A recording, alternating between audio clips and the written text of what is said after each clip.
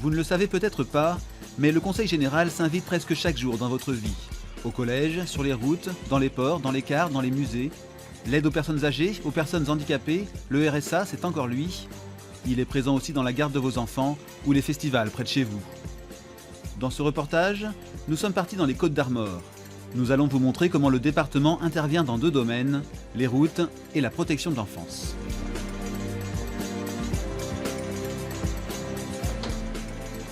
Chaque jour, plusieurs milliers de personnes transitent par les cars du réseau Tibus. Des cars verts et bleus aux couleurs du Conseil général. Chaque matin, chaque soir, il achemine jeunes et moins jeunes aux quatre coins de ce département plutôt rural. Les voyageurs y trouvent leur compte, ou pas. Par rapport à la voiture, c'est beaucoup moins cher. C'est pour ça que je prends le bus. Des fois, il y en a pas mal sur une courte période, des fois, il n'y en a pas sur 2 heures, quoi. Ça, c'est pas cool. Pas facile de contenter tout le monde. Le Conseil général respecte une idée force, le même prix pour tous. En 2005, on a mis en place une politique tarifaire très forte, puisqu'on a mis en place le ticket unique à 2 €. Ça veut dire qu'en 2005, on est passé d'une tarification dite zonale, où les gens payaient en fonction du trajet qu'ils effectuaient, à une tarification unique, quel que soit le trajet. Résultat, plus 70% de voyageurs en 10 ans. Mais l'effort financier est important. Quand le voyageur paie 2 €, le département en paye 15. Chaque jour de la semaine, 19 500 élèves empruntent les cars scolaires du département. Voici la gare routière de Lamballe. À 7h30 le matin, comme à 5h l'après-midi, on se croirait presque dans une grande métropole. Ici, 2000 élèves et une organisation réglée comme du papier à musique. Il faut que ces élèves soient déposés ou repris le plus rapidement possible. Donc des véhicules vont les chercher aux établissements, les déposent ensuite à la gare routière et reprennent leurs circuits respectifs. Nous avons une quarantaine de cars, une quarantaine de circuits donc, qui vont repartir dans quelques minutes dans les différents coins de cette région. À chaque rentrée, le Conseil général s'adapte. Il y a de nouveaux élèves, de nouvelles fermes ou de nouvelles maisons à desservir. À bord, l'ambiance est presque familiale. Et les petits là, qui sont derrière moi, j'ai vu leurs frères et sœurs avant, donc je connais les familles. Annie connaît aussi la route par cœur. Eh bien, j'avais demandé au conseil général de venir voir, vers la mairie, parce que c'était plein de trous et j'avais dit que je ne voulais plus passer par cette route-là, qu'il fallait changer d'arrêt. Ils n'ont pas voulu changer d'arrêt, donc ils préféraient refaire un bout de route.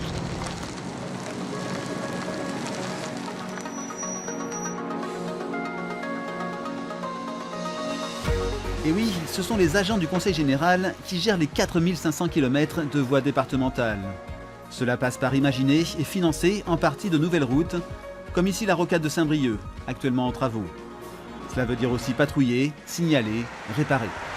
C'est de programmer l'entretien, c'est de faire l'entretien courant, c'est-à-dire l'entretien des dépendances vertes, dépendances bleues, le fauchage, l'entretien de l'assainissement de la route. L'hiver, 66 agents sont mobilisés, 24 heures sur 24, pour lutter contre la neige ou le verglas. Le département a également son mot à dire dans la sécurité routière. Chaque année, une quarantaine de personnes trouvent la mort sur les routes costarmoricaines. Comme ailleurs, l'alcool et la vitesse sont souvent en cause. Charge au Conseil général de créer les routes les plus sûres possibles. Pour cela, il a lancé en 2010 une initiative originale, les CODICA, Commission pour le diagnostic, la compréhension et l'action. Oui, on n'a pas d'accidentologie sur le carrefour. Après chaque accident mortel, le conseiller général local, le maire concerné, la gendarmerie ou la police, les pompiers, la préfecture, tous se réunissent sur le lieu du drame. Nous, ce qu'on cherche à savoir, est-ce que l'infrastructure peut être mise en cause dans cet accident, peu ou prou? Si c'est le cas, et s'il y a des mesures à prendre, il faut les prendre rapidement. Donc l'idée, c'est de se réunir dans les 2 mois, en gros, suivant l'accident, et de pouvoir ensuite prendre les mesures nécessaires dans le mois qui suit ou les 2 mois qui suivent, mais à très faible échéance, sur la signalisation, sur des équipements, sur des dégagements de visibilité, sur tout ce qui peut concrétiser une amélioration de la sécurité sur l'axe routier. Donc on va visiter avec... Tous les départements ne procèdent pas de la même manière. Certains ne vont pas, comme ici, sur les lieux même de l'accident, peuvent se retrouver en préfecture pour en parler. Ici, le vrai intérêt, c'est on vient sur les lieux, voir s'imprégner vraiment de la configuration du terrain, éventuellement un peu de l'ambiance, parce que ça permet de voir le flux de véhicules, en même temps qu'on parle sur le bord de la route, le flux de véhicules qui passent, et de vraiment prendre la température. Difficile de mesurer l'efficacité de ces codicas. Dans la plupart des accidents déplorés, l'infrastructure n'est pas en cause. Mais ces réunions servent aussi à cibler les campagnes de sensibilisation. À long terme, ils pourraient se montrer bien utiles. Le Conseil général ne joue pas son rôle d'ange gardien que sur les routes. On les appelait les enfants de la DAS. L'expression est restée, mais depuis 1983, l'aide sociale à l'enfance est confiée au département. À Saint-Brieuc, cette pouponnière peut accueillir jusqu'à 12 enfants, jour et nuit, pour les protéger ou soulager des parents en grande difficulté psychique ou matérielle. Les enfants, qu'ils soient dans une crèche sociale ou une crèche, ou une pouponnière, il faut les prendre tels qu'ils sont, déjà, à la base. Et puis après, évidemment, on adapte notre attitude en fonction de leurs problématiques, etc. La pouponnière est un hébergement d'urgence. Les enfants y restent en moyenne 4 à 5 mois.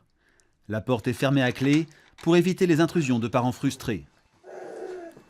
Les parents peuvent voir leurs enfants régulièrement, mais en présence d'un médiateur.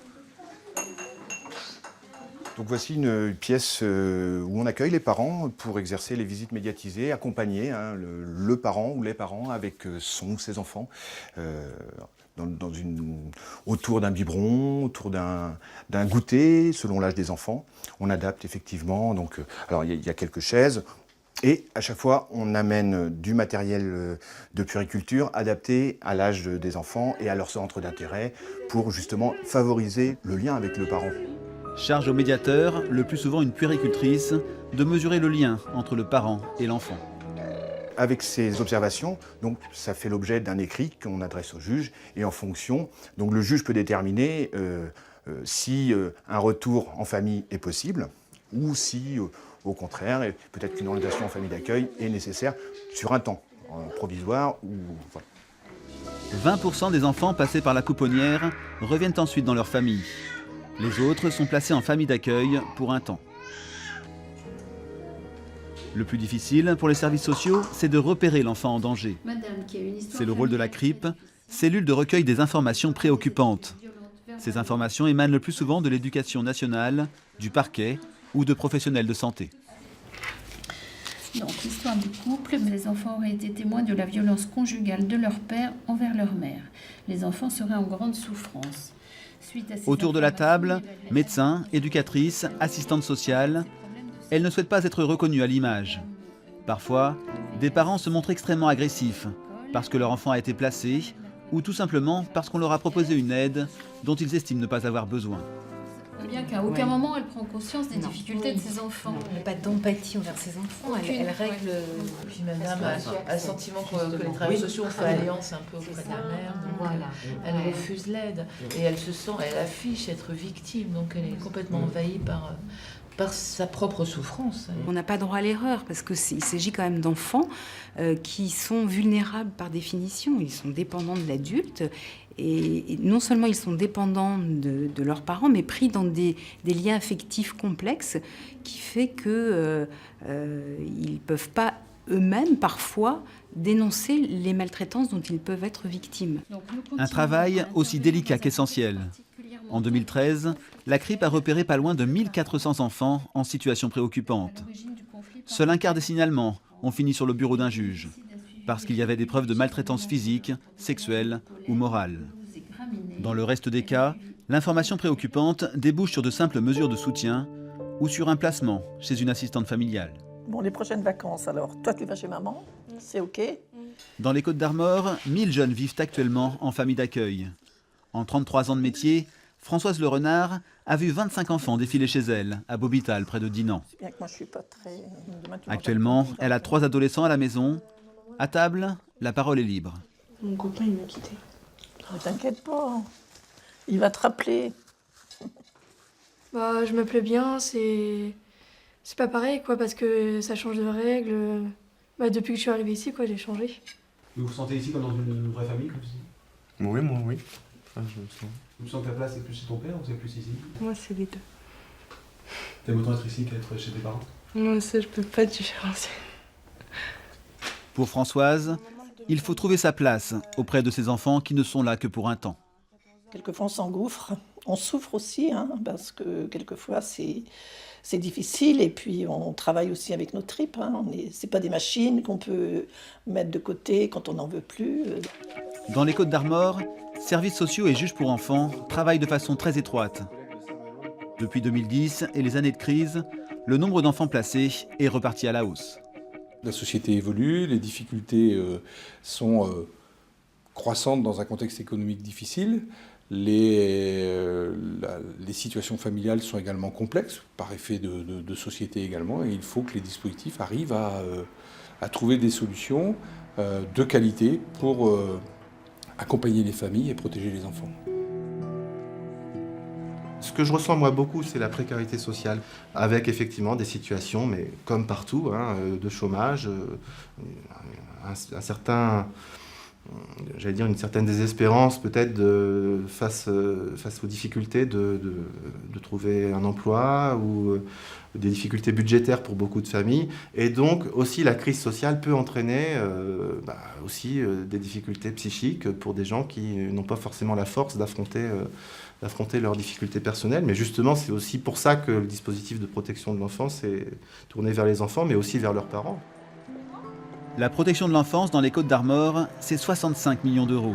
Le deuxième plus gros budget du Conseil général, après les personnes âgées et handicapées. Mais pour un département, comment se rendre utile partout, tout le temps, alors que les dotations d'État baissent? Faut-il privilégier les populations les plus fragiles en sacrifiant d'autres services? La question devient purement politique.